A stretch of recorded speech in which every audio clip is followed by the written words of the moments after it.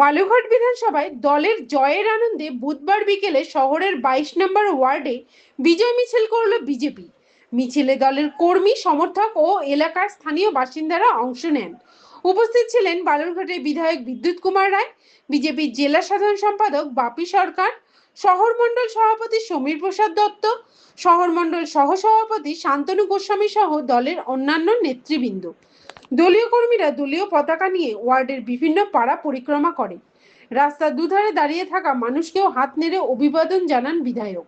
কর্মী সমর্থকদের উচ্ছ্বাস ছিল চোখে পড়ার মতো। শহর মণ্ডল সভাপতি সমীর প্রসাদ দত্তের দাবি, এই জয় সাধারণ মানুষের আশীর্বাদ ও দলীয় সংগঠনের সম্মিলিত প্রচেষ্টার